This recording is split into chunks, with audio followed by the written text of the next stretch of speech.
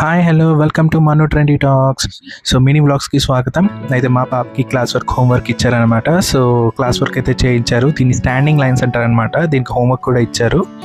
So చాలా ఓపిక్గా కూర్చోబెట్టి హోంవర్క్ చేయించాను. అట్లాగే ఈ బుక్లో చూస్తే కనుక వీళ్ళ యాక్టివిటీస్, వర్క్ బుక్ యాక్టివిటీస్ ఉంటుంది. అట్లాగే వాళ్ళ బాడీ యొక్క రికగ్నైజ్ చేసుకోవడానికి అంటే basic mouth, nose, eye, ear, mouth అని ఇట్లాగా ఓవరాల్ చెప్పించాలి.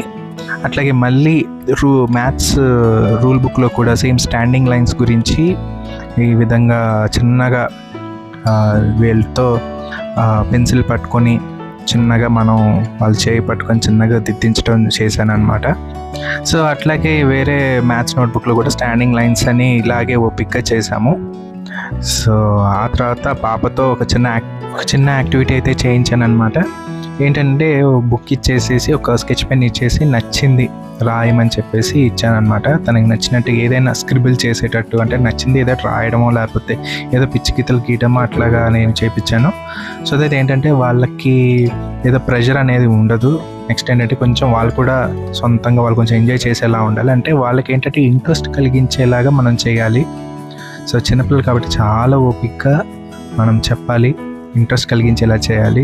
సో కోపట్టము అట్లాంటివి చేయకూడదు. ఎందుకంటే పేషెన్స్ లెవెల్ అని అన్నది ఇప్పటి నుంచే మనకి స్టార్ట్ అవుద్ది పిల్లల దగ్గర నుండే.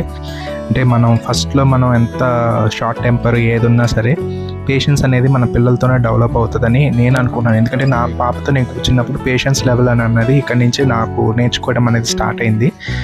సో దట్ వాళ్ళకి ఎంత ఓపిక్గా మనం చెప్పగలిగితే మనకి ఇది ఆ ప్రాక్టీస్ అలా అయిపోయి బయట వాళ్ళతో కూడా మనం అంతే పేషెన్స్గా ఉంటాము. ఇది కూడా ఒక రకంగా మనకి ఒక మంచి ఎక్సర్సైజ్ లాంటిదే.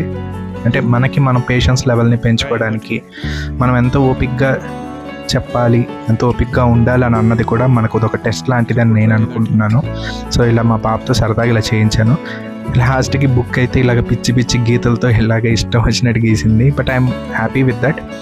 సో ఇది. సో నా ఛానల్ని సబ్స్క్రైబ్ చేయడం మర్చిపోకండి.